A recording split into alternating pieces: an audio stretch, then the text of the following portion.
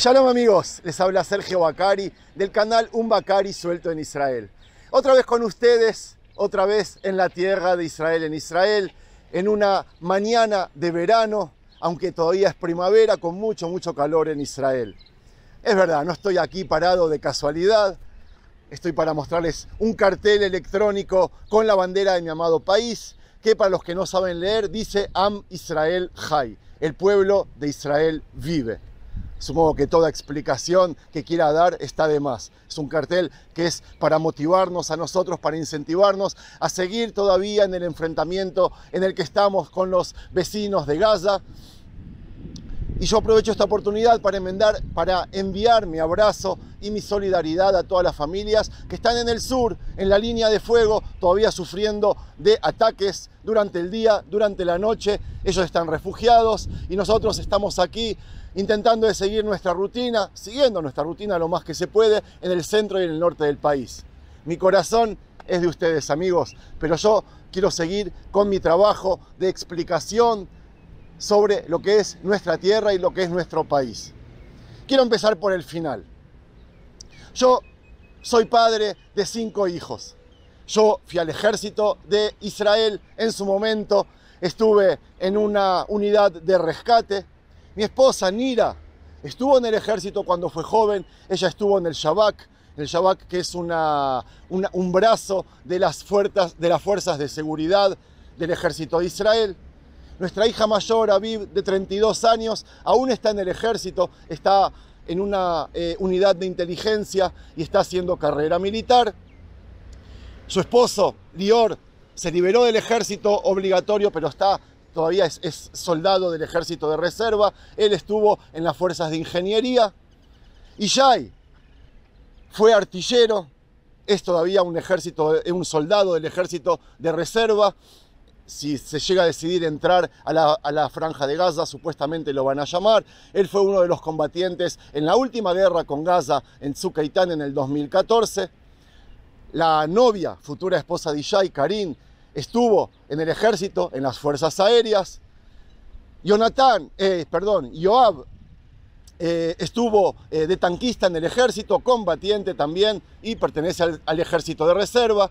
La novia, Nomi, estuvo en cyber, no sé cómo se le dice, que son fuerzas de computación que combaten por medio del cyber o ciber, no sé cómo le dicen ustedes, cibernética. Eden, el menor de todos, estuvo en aviación muchísimos años, hasta que después decidió pasarse a una unidad que se llama Yahalom, Diamante, que es la que detecta explosivos. Tiene que ir a los explosivos y desactivarlos, digamos. Supongo que es el lugar más difícil y más peligroso que hay en todo el ejército. Eden se liberó del ejército hace 3 meses más o menos, pero por supuesto sigue perteneciendo al ejército de reserva de Israel. Su novia está todavía en el ejército, se llama Omer, y está en Mitzpe Ramón, en el sur, en fuerzas aéreas. Tenemos otro hijo, el quinto, que no puedo decir qué hizo en el ejército o qué está haciendo, y su novia Adás, esposa Adás, que estuvo también en las fuerzas de seguridad y hoy por hoy no está en el ejército. Como ven, al ejército de Israel vamos todos los ciudadanos, mujeres, hombres, y abarcamos todo. Pero lo que les quiero contar es hoy sobre la ética y la moral del ejército al que pertenecemos. Yo lo puedo decir, puedo explicar del mismo porque fui parte del mismo y porque la experiencia mía como padre de hijos que están en el ejército abarcó muchísimos años, abarca todavía, y yo puedo dar testimonio en primera fuente y demostrar por qué Israel, a pesar de las imágenes que ustedes muchas veces ven, es el ejército más ético y moral del mundo. Sin ir más lejos, antes de ayer, Nira y yo teníamos planeado pasar la fiesta de Shavuot en el norte, en el kibutz Mishpah Emek. Fuimos con las maletas, decidimos pasar ahí la noche, y sí, estuvimos durante el día, el domingo, pero a la noche le dijeron a nuestra hija Aviv, que es la hija mayor de 32 años, madre de 2 hijos, de Omer de 2 años y medio y de Ido, que tiene 10 meses, la llamaron para que se vista de verde, a pesar de que es madre de 2 bebés, y que vaya al ejército a presentarse. por supuesto, nosotros nos volvimos del norte. Hicimos una cena improvisada. Les voy a mostrar fotos mientras hablo. Hicimos una cena improvisada de la fiesta en nuestra casa. La tuvimos que hacer temprano para que Aviv a las 7 de la noche pueda estar libre, vestirse de verde y irse a servir al ejército de Israel. Obviamente que no se puso un cuchillo entre los dientes y salió a la línea de fuego a combatir, pero hoy por hoy el ejército nuestro de Israel tiene también otras formas de combatir. Intenta exponer cuanto menos a soldados en el frente de la batalla y, por supuesto, intenta hacer lo imposible para no matar a gente inocente del enemigo. Amigos, voy a hacer un paseo por aquí. Estoy en el Cinema City, un lugar de Rishon LeZion, cerca de mi trabajo.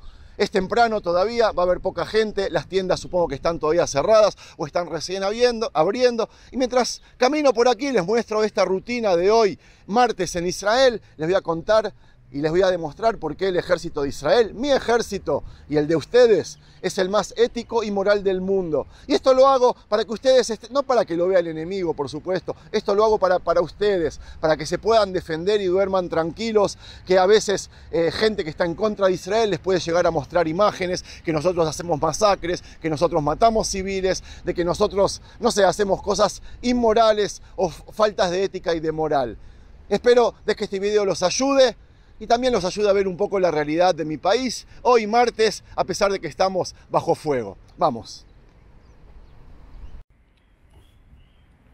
Bueno amigos, aquí estamos y mientras paseamos por este centro comercial, les cuento que antes que cualquier soldado de Israel reciba su primer arma, está obligado a estudiar el código ético del Ejército de Defensa de Israel. Un código especial adaptado al terrorismo y al enfrentamiento contra terroristas. En sus primeros años de existencia, Israel peleaba en guerras contra países. Tenía un código ético universal hasta que durante la primera intifada en 1987 las cosas se complicaron para los soldados, quienes morían por cumplir leyes que no podían ser aplicadas a terroristas. En el año 1994, el ejército redactó un documento acerca de la ideología del ejército, que por hoy es lo primero que se les enseña a los soldados apenas comienzan su servicio militar obligatorio. El documento está basado en las siguientes fuentes: la tradición del ejército, que se caracteriza por la adhesión a la misión, el comportamiento dando el propio ejemplo, su profesionalismo y, por supuesto, la unión entre los combatientes. Está también basado en la tradición de Israel y aquí se refiere a la democracia, las leyes e instituciones del país y la Carta de la Independencia. Y también se basa en la tradición del pueblo judío, que educa sobre el amor al prójimo, el respeto, el amor a la tierra donde uno vive y a la patria que pertenece. Educa sobre la fe judía y los valores de la Torá.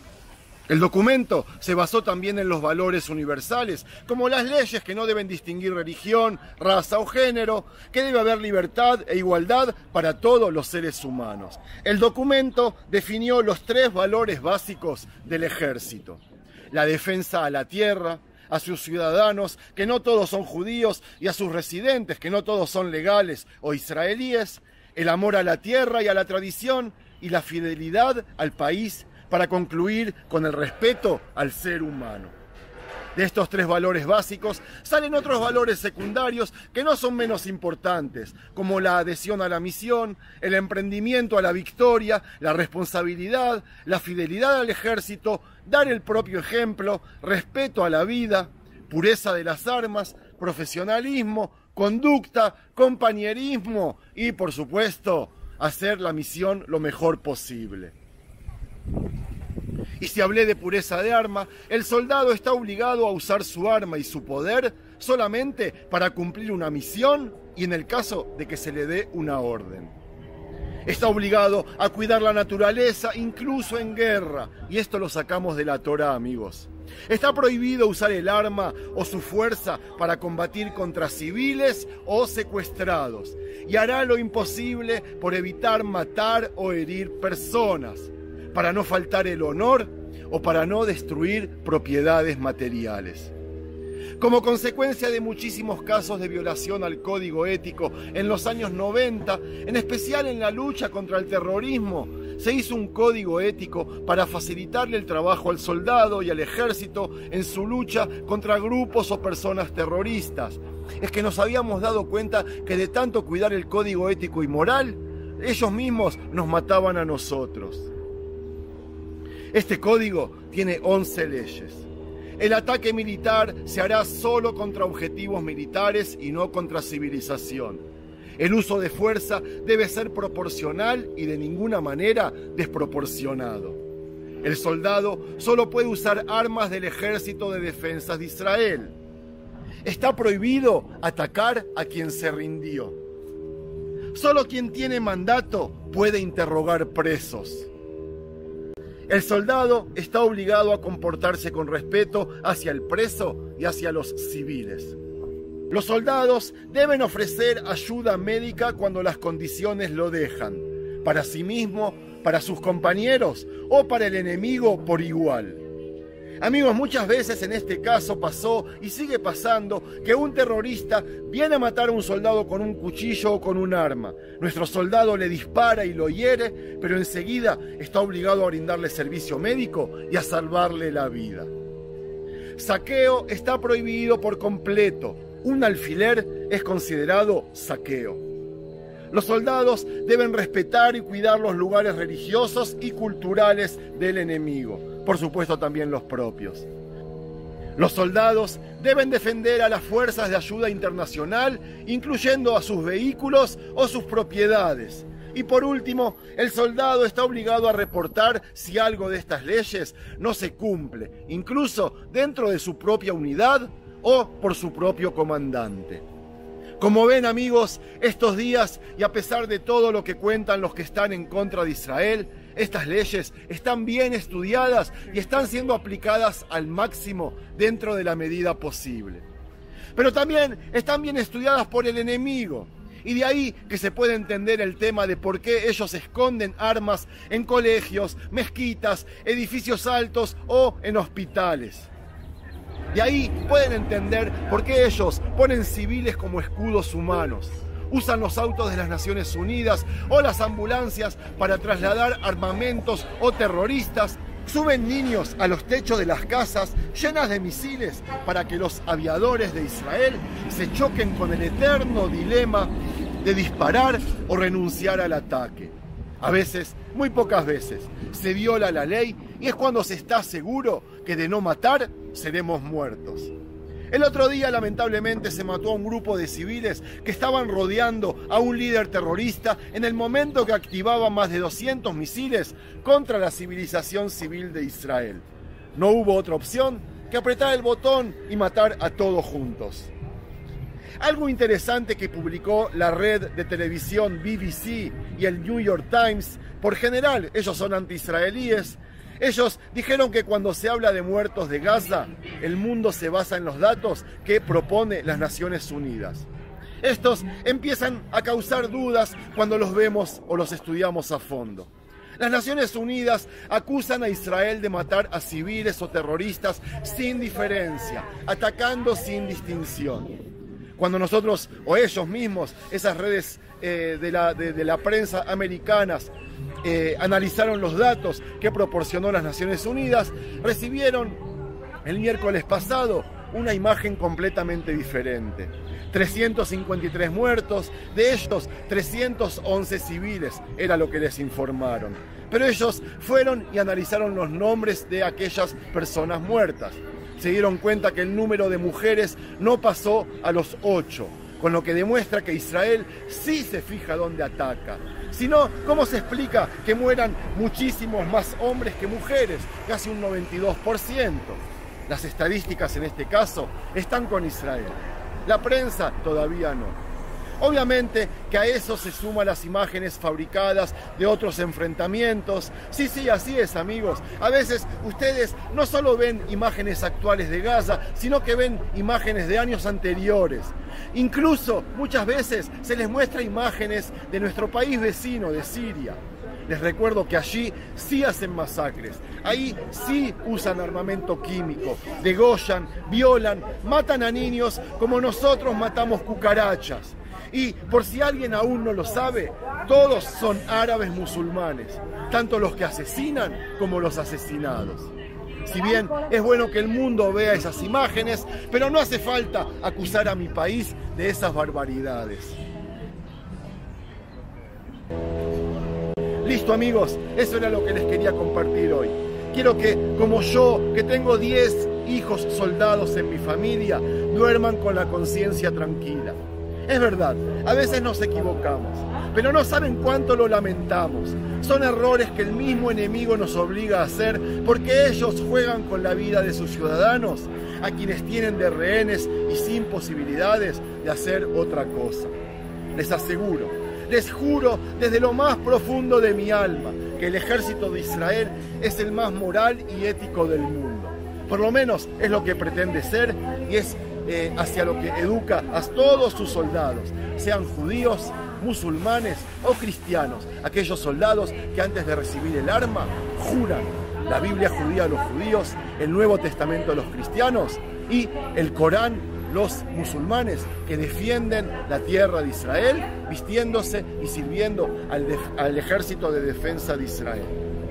La Corte Internacional de Justicia de Haag, o la Haya como conocen ustedes, que está en Holanda, puede seguir iniciando juicios por crímenes de guerra a mi país y a mi ejército. Es el absurdo más grande que tiene por hoy el mundo en el que vivimos. Si no fuera un tema triste, amigos, yo me mataría de la risa. Pero ellos pueden seguir iniciando juicios a todos mis hijos. Jamás podrán demostrar nada, les aseguro.